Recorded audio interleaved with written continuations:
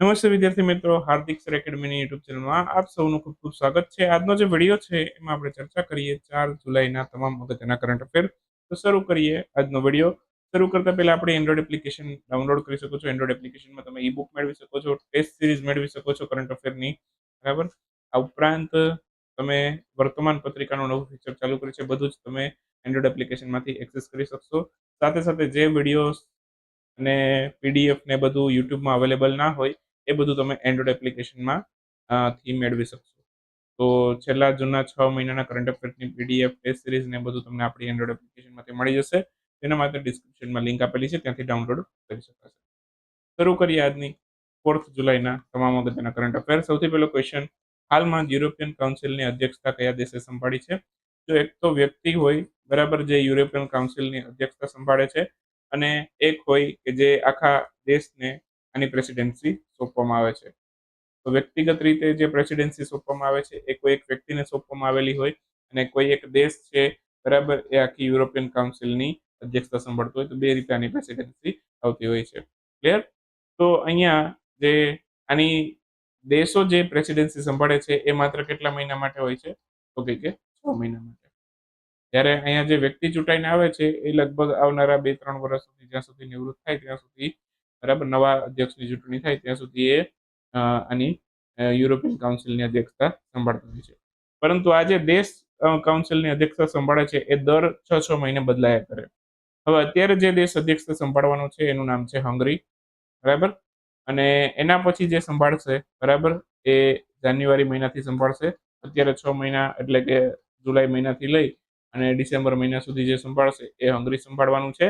અને એના પછી જાન્યુઆરી મહિનાથી કોણ સંભાળશે? જાન્યુઆરી મહિનાથી સંભાળશે પોલેન્ડ. તો આ ખાસ યાદ રાખવા જેવા મુદ્દા છે, એમાંથી કોઈ પણ ક્વેશ્ચન પૂછી શકાય એવો છે. તો 6 મહિના માટે યુરોપિયન કાઉન્સિલના અધ્યક્ષ તરીકે હંગરી ચૂંટાઈ આવ્યું છે, બરાબર. 6 વર્ષે બદલાયા કરતું હોય છે. એના પછી આવશે, બરાબર, એ કોણ આવશે? તો કે સોરી, પોલેન્ડ નહીં,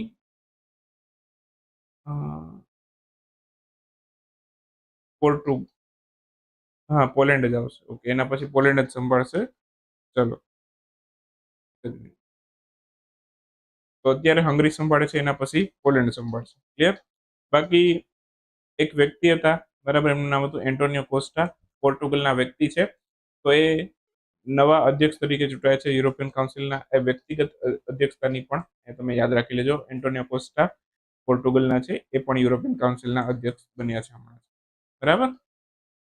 ત્યાર પછીની વાત કરીએ તો યુરોપિયન કાઉન્સિલની સ્થાપના ક્યારે થઈ? તો કે 1974માં. અને વર્ષમાં 4 વખત યુરોપિયન કાઉન્સિલની બેઠક થતી હોય છે. આસિયાન સમિટ જેમ વર્ષમાં 2 વખત થાય, એમ યુરોપિયન કાઉન્સિલ વર્ષમાં 4 વખત થાય છે, બરાબર. તો આ યાદ રાખજો. હાલમાં જ ભારત અને કયા દેશ વચ્ચે મૈત્રી એક્સરસાઇઝનું આયોજન થયું છે? મૈત્રી એક્સરસાઇઝ છે આ ભારત અને થાઈલેન્ડ વચ્ચે થાય છે. તો યાદ રાખજો, થાઈલેન્ડ વચ્ચે આ એક્સરસાઇઝ થાય છે, ભારત થાઈલેન્ડ વચ્ચે. ઓપ્શન સી આપણો આન્સર હશે.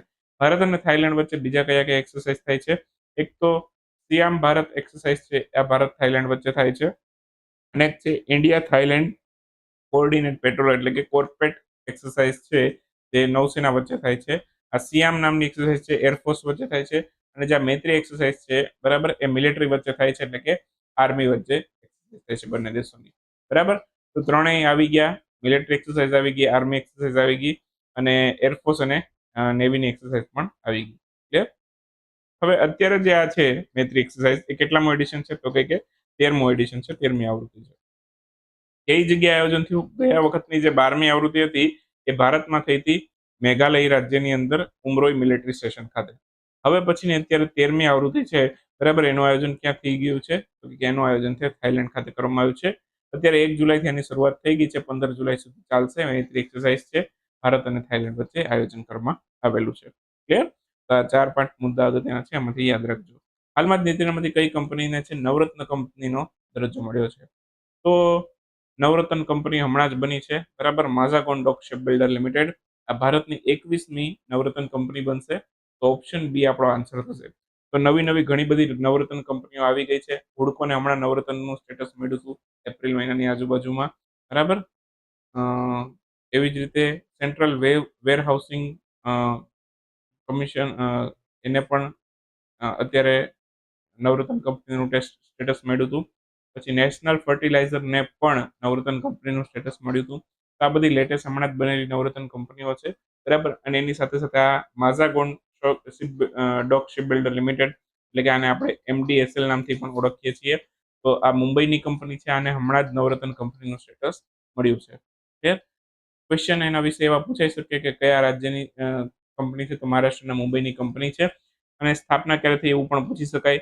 નવરત્ન કંપની સ્ટેટસ મળ્યું તો સ્થાપના થઈ હતી 1934માં, 24 ફેબ્રુઆરી એની સ્થાપના થઈ હતી.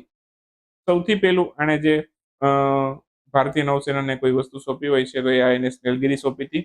1972ની વાત છે. સૌથી પહેલું INS નીલગિરી શું હતું? તો કે ફ્રિગેટ હતું. એ સૌથી પહેલું ભારતીય નૌસેનાને એમણે બનાવીને આપ્યું હતું. એના પછી એમણે સબમરીન બનાવે છે. ત્યારે તો સબમરીન બનાવવાની શરૂઆત ક્યારે કરી હતી? તો કે 1984માં. ભારતની 21મી નવરત્ન કંપની છે. અત્યારે ભારતમાં 21 નવરત્ન કંપની થઈ ગઈ. મહારત્ન કંપની કેટલી છે? તો કે 13. નવરત્ન કંપની કેટલી છે? તો કે 21. આવા ક્વેશ્ચન GPSCમાં પણ પૂછાય છે, તો યાદ રાખજો. હાલમાં જાહેર થયેલ ગ્લોબલ ડોમેસ્ટિક એવિએશન માર્કેટમાં ભારત કેટલામાં સ્થાન ઉપર છે? તો ગ્લોબલ ડોમેસ્ટિક એવિએશન માર્કેટમાં ભારતનો ક્રમ ત્રીજો છે. ખૂબ સારી બાબત કહેવાય. એરપોર્ટની બાબતમાં ભારતનો ક્રમ ખૂબ જ સારું છે. ગ્લોબલ ડોમેસ્ટિક એવિએશન માર્કેટમાં ભારત છે 3rd રેન્ક ઉપર છે, બરાબર. પહેલો ક્રમ આમાં કોનો છે? પહેલો ક્રમ અમેરિકાનો છે. બીજો ક્રમ છે એ ચીનનો છે. 3rd રેન્ક ભારતનો છે. ચોથો ક્રમ બ્રાઝિલનો છે, બરાબર. બાકી ભારતની સૌથી મોટી એરલાઇન કંપની પૂછે તો એ છે ઇન્ડિગો, બરાબર. એને પણ યાદ રાખી લેજો. 10 વર્ષ પહેલા ભારતનો ક્રમ જોવા જાય તો 5મો હતો. અને ભારતની અત્યારે એરલાઇન કેપેસિટી કેટલી છે? ડોમેસ્ટિક એરલાઇન કેપેસિટી 1.56 કરોડોમાં છે. એ પણ આપણે યાદ રાખીશું. હાલમાં જ 2 દિન ખલામ ઉત્સવ આની ઉજવણી કયા રાજ્યમાં કરવામાં આવી હતી? 2 દિન ખલામ ઉત્સવ છે આ મેઘાલય રાજ્યની અંદર ઉજવાયેલો હતો. આન્સર આવશે ઓપ્શન બી, મેઘાલય.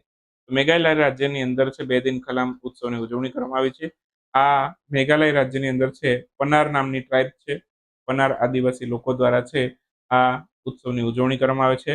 દર વર્ષે આ જુલાઈ મહિનામાં આ ઉજવવામાં આવે છે. કોલેરાની નાબૂદી સાથે સંકળાયેલો આ ઉત્સવ છે, બરાબર. તો એ માટે થઈને ત્યાંના લોકો દર વર્ષે છે આ ઉત્સવ ઉજવે છે જુલાઈ મહિનાની અંદર, બરાબર. સ્ટ્રોબેરી ફેસ્ટિવલ પણ મેઘાલયમાં ઉજવાયેલો હતો. પછી નોંગક્રેમ ફેસ્ટિવલ મેઘાલયનો પ્રસિદ્ધ તહેવાર છે. વાંગલા ફેસ્ટિવલ પણ ત્યાંનો પ્રસિદ્ધ તહેવાર છે. શાળ શુક્ર ફેસ્ટિવલ પણ મેઘાલયનો પ્રસિદ્ધ તહેવાર છે.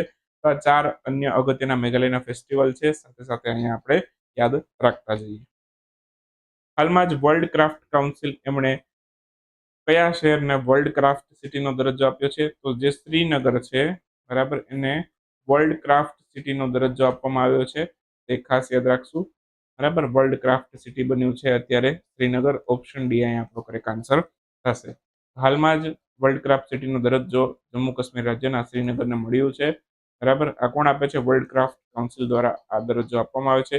વર્લ્ડ ક્રાફ્ટ કાઉન્સિલ ક્યારે બન્યું? તો કે 1964માં બન્યું છે. આની જે રાજધાની છે અત્યારે, બરાબર, રાજધાની છે ચેન્જ થતી રહેતી હોય છે આની. તો 21 થી 24 માટે આની વર્લ્ડ ક્રાફ્ટ કાઉન્સિલની રાજધાની કુવૈતમાં છે. તો કુવૈત યાદ રાખશું અત્યાર માટે. 24 સુધી તો એ જ રહેવાની છે. વર્લ્ડ ક્રાફ્ટ કાઉન્સિલની અત્યારે રાજધાની કુવૈત છે, બરાબર. બાકી કમલાદેવી ચટ્ટોપાધ્યાય આના સ્થાપક સદસ્યોમાંથી એક હતા. એક ભારતીય મહિલા છે, તો એમને આપણે યાદ રાખીશું. નેશનલ ટેસ્ટિંગ એજન્સી એના મહાનિદેશક પણ બન્યું છે. તો પ્રદીપસિંહ ખરોલા છે આના નવા મહાનિદેશક બન્યા છે નેશનલ ટેસ્ટિંગ એજન્સીના. નેશનલ ટેસ્ટિંગ એજન્સીની વાત કરી દો તો યુજીસી નેટ, કેટ, પછી CSIR નેટ, નીટ, JEE અને ગેટ, આ બધી એક્ઝામનું આયોજન છે એ નેશનલ ટેસ્ટિંગ એજન્સી કરે છે. જે હમણાં નીટના કૌભાંડના લીધે છે આ નેશનલ ટેસ્ટિંગ એજન્સી ખૂબ ચર્ચામાં હતી. અહીં તમને નીટનું પૂરું નામ પૂછી શકે છે, JEE નું પૂરું નામ પૂછી શકે છે. આવા ક્વેશ્ચન પણ પરીક્ષાની અંદર આવી શકે છે. તો તમારે મને આ બંને પરીક્ષાના જે ફૂલ ફોર્મ છે એ તમારે મને નીચે કોમેન્ટ બોક્સની અંદર કહેવાના છે. તો આજનું આ તમારું થઈ ગયું હોમવર્ક, બરાબર. બાકી કોનું સ્થાન લેશે? સુબોધ કુમાર સિંહનું સ્થાન લેશે Pradeepsinh Kharola. Clear? National testing agency, બરાબર, NTA ની સ્થાપના ક્યારે થઈ હતી નેશનલ ટેસ્ટિંગ એજન્સીની? તો કે નવેમ્બર 2017માં નેશનલ ટેસ્ટિંગ એજન્સીની સ્થાપના થઈ હતી, બરાબર. અને ગુજરાત હાઈકોર્ટ બેલીફની જે અત્યારે રિક્રુટમેન્ટ આવી છે ગુજરાત હાઈકોર્ટની અંદર, બેલીફ, DYSOની એ બધી, તો એ બધી પરીક્ષાઓ છે એ પણ નેશનલ ટેસ્ટિંગ એજન્સી દ્વારા લેવામાં આવશે. તમે ફોર્મ ભર્યું હોય તેમાં તમને નેશનલ ટેસ્ટિંગ એજન્સી ક્યાંક ને ક્યાંક લખેલું જોવા મળેલું હશે. ક્લિયર? તો અત્યારે આ ગુજરાત હાઈકોર્ટની બંને પરીક્ષાઓ પણ નેશનલ ટેસ્ટિંગ એજન્સી લેવાની છે. એસબીઆઈ નો કેટલામો સ્થાપના દિવસ ઉજવાયેલો? 69મો સ્થાપના દિવસ છે એસબીઆઈ નો. ક્યારે ઉજવાય છે? 1 જુલાઈએ જતો રહ્યો 2024 ના રોજ છે એસબીઆઈ પોતાનો સ્થાપના દિવસ ઉજવેલો. બરાબર. અત્યારે એના નવા અધ્યક્ષ હમણાં જ બન્યા છે શ્રીનિવાસુલુ શેટ્ટી. એનું મુખ્ય મથક છે મુંબઈમાં આવેલું છે. મુંબઈમાં બીજા કયા કયા હેડક્વાર્ટર આવેલા છે? બરાબર, એની પણ વાત કરી દઉં તમને. આરબીઆઈ નું હેડક્વાર્ટર છે, બરાબર, એ પણ મુંબઈની અંદર આવેલું છે. બરાબર. પછી એક બીસીસીઆઈ નું હેડક્વાર્ટર છે, બરાબર, એ પણ મુંબઈની અંદર આવેલું છે. અને એક એસબીઆઈ, બરાબર, એનું પણ હેડક્વાર્ટર ક્યાં છે? મુંબઈમાં. આ ત્રણના હેડક્વાર્ટર ક્યાં છે? મુંબઈમાં છે, યાદ રાખીશું. બરાબર. બાકી એસબીઆઈ ની સ્થાપના ક્યારે થઈ? 1 જુલાઈ 1955માં એસબીઆઈ ની સ્થાપના થઈ હતી. થોડાક અગત્યના વન લાઇનર ક્વેશ્ચન આપણે આજના વિડીયોમાં જોઈએ. તો સૌથી પહેલો ક્વેશ્ચન છે કે હાલમાં જ કે સરસ્વતી અમ્મા એવોર્ડ છે એનાથી કોને સન્માનિત કરવામાં છે? તો પી ગીતા છે, એમને આ એવોર્ડ આપવામાં આવ્યો છે. વિંગ્સ દ્વારા પુરસ્કાર આપવામાં આવે છે. બરાબર. વિંગ્સ નામની સંસ્થા છે જે આ પુરસ્કાર આપે છે. હાલમાં જ ભારતમાં કયા સ્થળે દુર્લભ ખગોળીય ઘટના જોવા મળી છે? એનું નામ છે ડબલ સમ હોલો. તો ડબલ સમ હોલો નામની એક દુર્લભ ખગોળીય ઘટના છે. બરાબર. તો એ આપણને લદ્દાખમાં જોવા મળી છે. બરાબર. હાલમાં જ દિલ્હીની સરકારે જુલાઈ મહિનાના પ્રથમ સપ્તાહને કયા સપ્તાહ તરીકે ઉજવ્યું છે? તો જુલાઈ મહિનાનો જે પ્રથમ સપ્તાહ છે એને ડોક્ટર સપ્તાહ તરીકે ઉજવેલો છે. 1 જુલાઈના રોજ છે, બરાબર, ડોક્ટર્સ દિવસ પણ ઉજવીએ છીએ. ડોક્ટર વિધાનચંદ્ર રોય એમની જન્મ જયંતિને આપણે રાષ્ટ્રીય ડોક્ટર દિવસ તરીકે ઉજવીએ છીએ. મનોજ કુમાર સિંહ કયા રાજ્યના મુખ્ય સચિવ બન્યા છે? તો ઉત્તર પ્રદેશના નવા મુખ્ય સચિવ બન્યા છે. બરાબર. ગુજરાતના જે છે એ છે રવિ કુમાર. બરાબર. એમને પણ યાદ રાખીશું. મુખ્ય સચિવ ગુજરાતના. મનોજ કુમાર સિંહ કયા રાજ્યના મુખ્ય સચિવ બન્યા છે? આવી ગયું. નીરજ કુમાર પ્રસાદ, એનો કાર્યકાળ છે 6 મહિના માટે વધારવામાં આવે છે. એ કયા રાજ્યના મુખ્ય સચિવ છે? તે આંધ્રપ્રદેશના મુખ્ય સચિવ છે. બરાબર. બાકી આંધ્રપ્રદેશના વિશાખાપટ્ટનમ ખાતે હમણાં જ એક એક્સરસાઇઝ થઈ છે, મિલાન નામની એક્સરસાઇઝ થઈ હતી, એ આંધ્રપ્રદેશમાં થઈ હતી. એ પણ આપણે યાદ રાખીશું. હાલમાં જ લોન્ચ કરવામાં આવેલ આશા ભોસલેની આત્મકથા, એમનું નામ શું છે? તો સ્વરસ્વામિની આશા નામની એમની આત્મકથા છે, જેમનું લોન્ચિંગ હાલમાં જ કરવામાં આવેલું હતું. હાલમાં જ T20 ક્રિકેટમાંથી કયા કયા ખેલાડીઓએ નિવૃત્તિની જાહેરાત કરી છે? આ ખેલાડીઓના નામ યાદ રાખજો. એક તો છે રોહિત શર્મા, એક છે વિરાટ કોહલી અને એક છે રવિન્દ્ર જાડેજા. વધારે ડિટેલમાં આપણે જરૂર લાગશે તો આવતીકાલના વિડીયોમાં ચર્ચા કરીશું. ઉષ્ણકટિબંધીય દિવસ, આંતરરાષ્ટ્રીય ઉષ્ણકટિબંધીય દિવસ, આની ઉજવણી ક્યારે કરવામાં આવી હતી? આની ઉજવણી 29 જૂનના રોજ કરવામાં આવેલી હતી. બરાબર. આન્સર આવશે 29 જૂન. તો આ સાથે આપણે અહીંયા 4 જુલાઈનો વિડીયો છે સમાપ્ત કરીએ છીએ. મળશું આવતીકાલે 5મી જુલાઈના વિડીયોમાં. વધારે કરંટ અફેરની પીડીએફ ને બધું તમારે મેળવવું હોય, લેક્ચરની પીપીટી ને બધું, કરંટ અફેરનો કોર્સ આપણી એપ્લિકેશનમાંથી લઈ શકાશે.